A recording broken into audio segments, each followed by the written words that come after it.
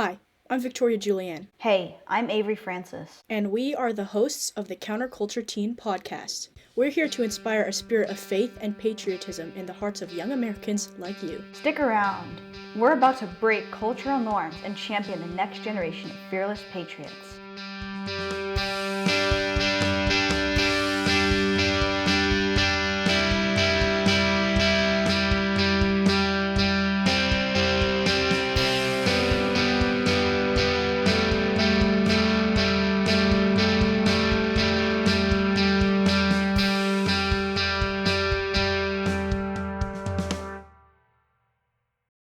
Okay. Hello, everybody. This is another episode of the Counterculture Teen. Today we have my friend Lauren Byram today.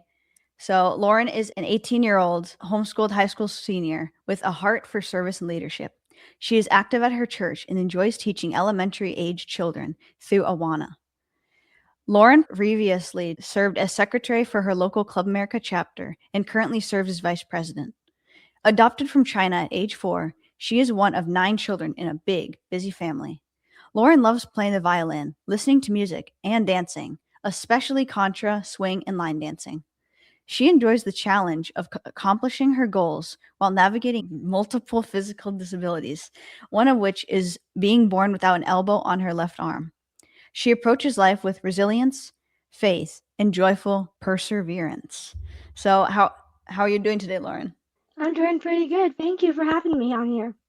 Awesome. So you mentioned in your bio that you were adopted. Do you know why your parents chose you? That's a great question. My parents are Christian, and they felt like God was telling them to adopt. They prayed for God to, quote, break their heart for what breaks his, end of quote, and orphans break God's heart. They wanted an older child, not a baby, because they already had like 5 biological kids, and they wanted a child with physical disabilities who really needed a family. Okay. So what was it like growing up as an adopted child? I kind of have, okay, so this is not from my parents, but I kind of have this pressure on myself to like have a successful life because I don't want all the things that my parents have done for me to be wasted. But my parents don't put this pressure, and sometimes I think it's crazy that they're spending this much time and money on me, and I really can't explain what it was like growing up as an adopted child because that's kind of all I've known. Okay, interesting. So how did your experience up to this point shape your relationship with God? I kind of always grew up thinking that I was weak physically because of my physical disabilities, and I didn't realize how strong I could be. And so I guess God put me through trials after trials all my life since I was adopted, really, showed me how strong I was physically and mentally. And one of the things that made me stronger and that I will never forget is in the experience I've had. I have an autistic brother. He was adopted at the same time I was, but my parents split. He is developmentally slow, um, but he's a sweet person, but just not at home. And at home, it was kind of dangerous for us kids. I have 2 other siblings besides me and Isaac that were adopted from China, actually. And it was pretty dangerous when he lived with us, especially during COVID, when he didn't have school. It was pretty bad. It was kind of like living hell. But then we figured out like social workers and stuff like that to take him out.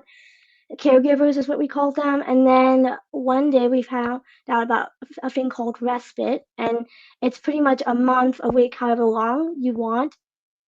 And he went to Spokane for like a month and lived there and had a schedule, went to eat out and stuff like that.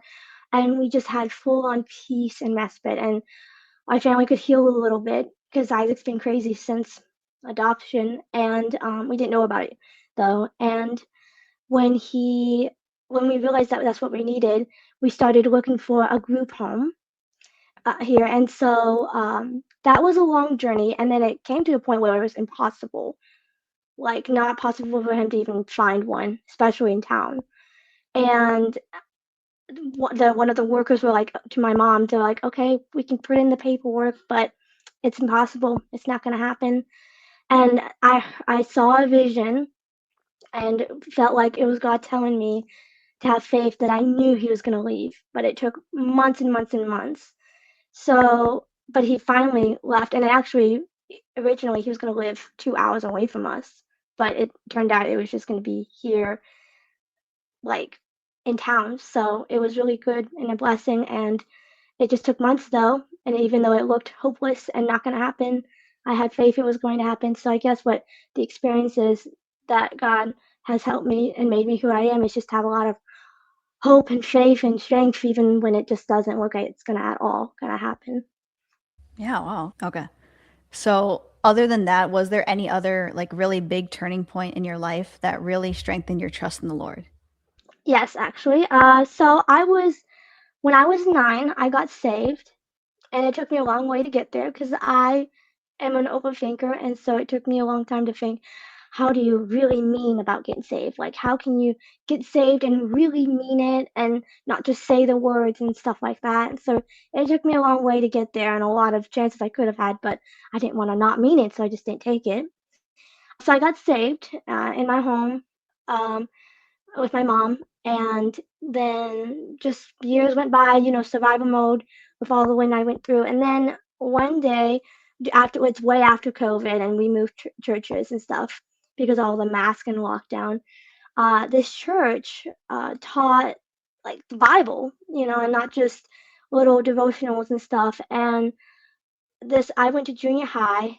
This was when I was like 7th grade, and my youth pastor taught me that you can have a relationship with God, and that's something that I really didn't understand back then. I was like, okay, you're saved, and because I grew up in a Christian household, you're saved and you worship God, you love God, you go to church on Sundays. But I just, as a kid, didn't grasp that you can have a relationship with God.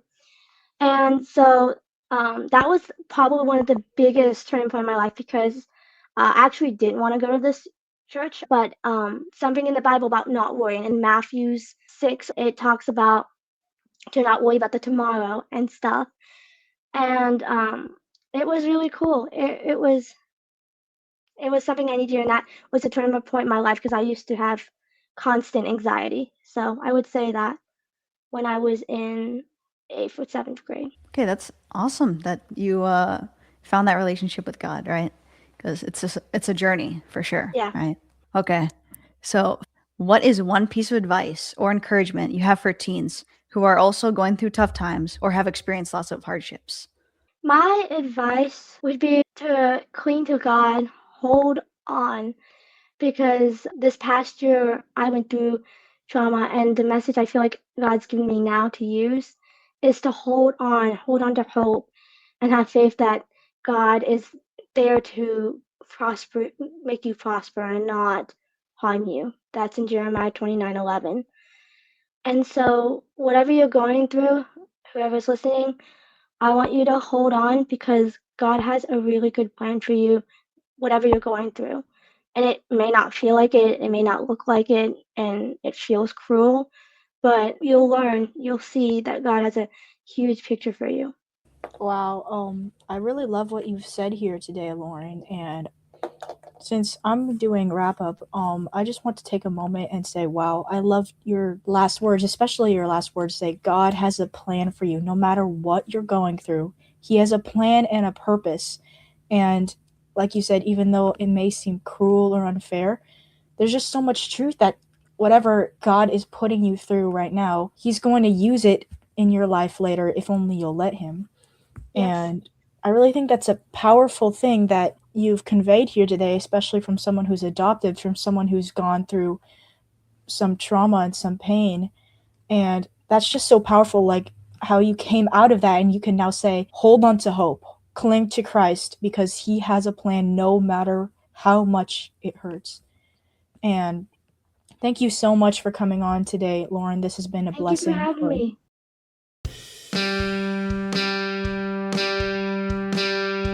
Tune in next time for another episode. If you like this show, be sure to subscribe to our email list below and follow us on Spotify and YouTube. See y'all soon.